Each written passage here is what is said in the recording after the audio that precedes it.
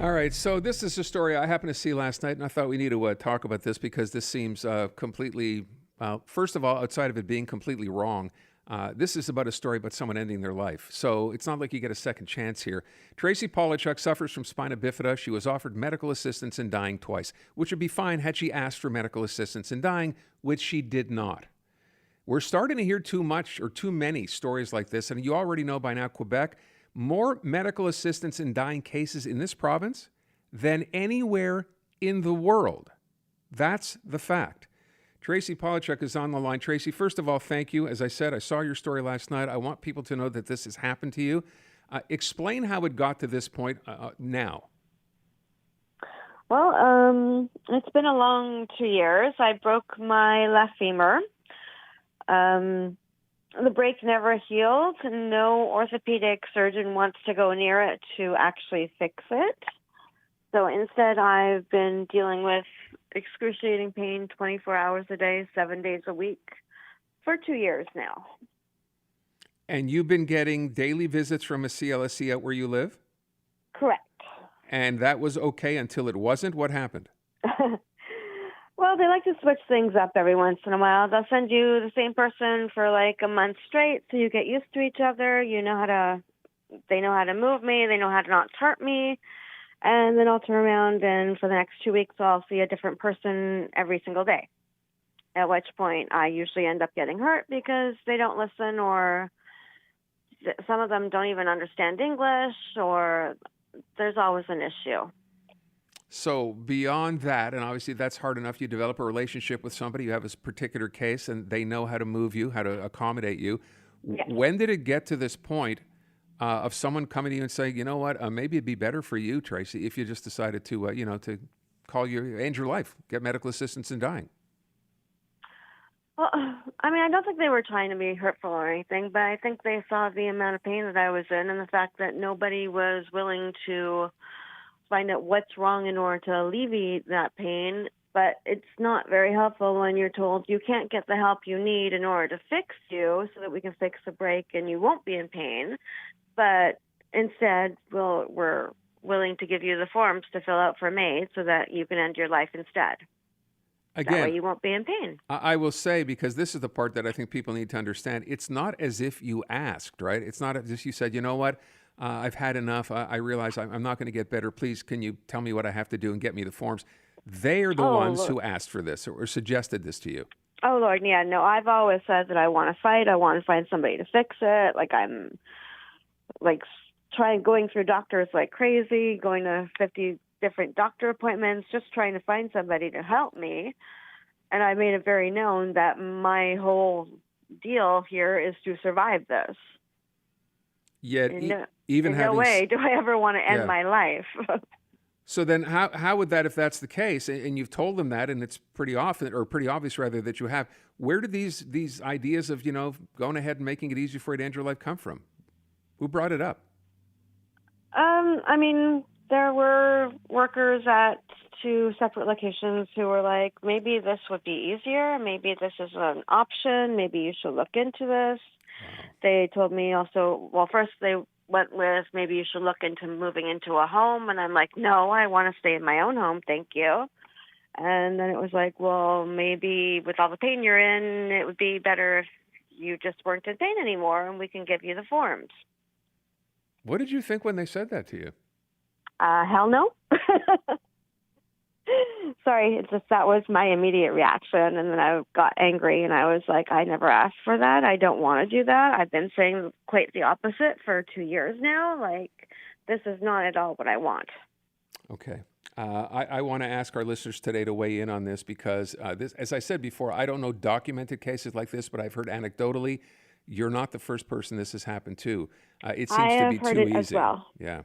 Too easy to simply say, fill out the form and, don't worry about it. We'll take care of it. What's the difference? I must say, I do follow a lot of other people with disabilities on Instagram and the like, and I'm not the first person who's had this happen to. Listen, we have to get to news here. First of all, with respect to your continued care, you're still getting the care, and obviously they're aware of the fact that you now, you made it pretty obvious, I think, you don't want to go ahead and fill out the forms for medical assistance in dying, and I hope it doesn't come up again, so we'll leave it at that. Oh, I'm sure it won't. I think it's pretty obvious that Okay. that is not my intent. I thank you so much for the time, and I wish you all the best. Thank you, Tracy. Thank you. You're listening to Montreal Now with Aaron Rand and Natasha Hall on CJAD 800. Tracy's husband is on the line. Tracy is the woman we had on just a little while ago explaining her situation. Hi, I'm sorry, I don't have your first name. James? That's it. James, do you want to weigh in on this?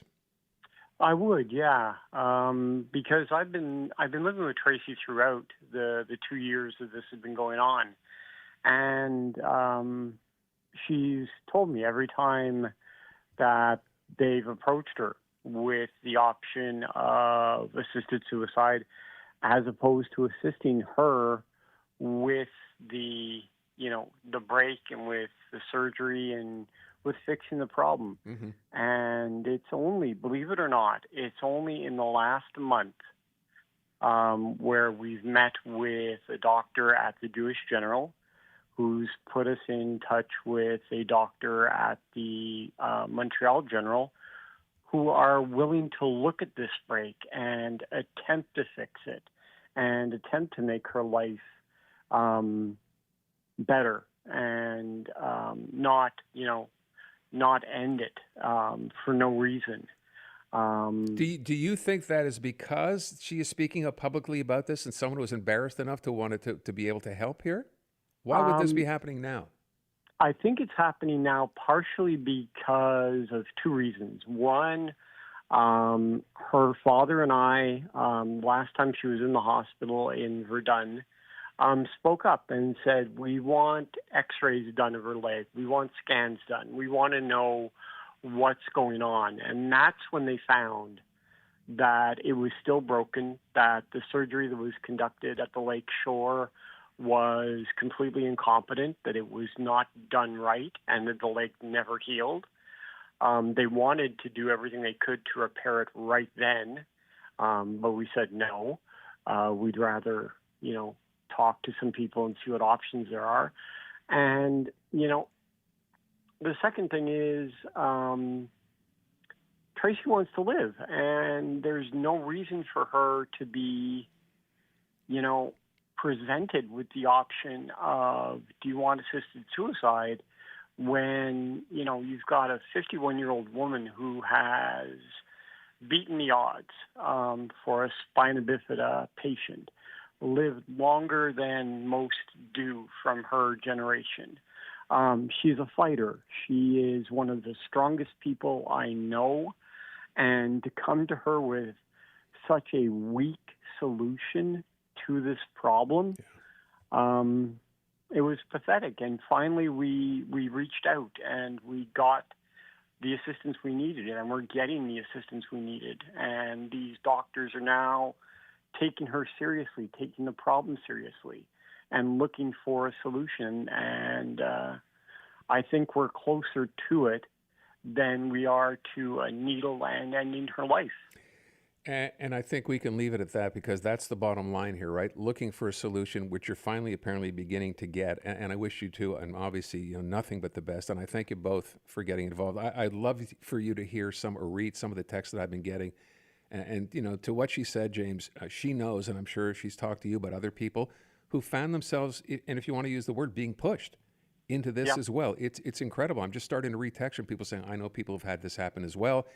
Again, I don't want to give the impression that, the government has a plan to get rid of us. I don't believe that, obviously. But the fact of the matter is, too many people saying, you know what, it's just cheaper, it's easier, and you hate to say it, it's a human life, but that's apparently what this comes down to. I don't know. It appears that when the government weighs the costs and the balances, it's easier just to say, why don't you get out, as opposed to giving them the help they deserve and they've worked for. Sad but true. James, thank you so much. Best of luck to both of you. Thank you so much for taking our call. We really appreciate it. Pleasure.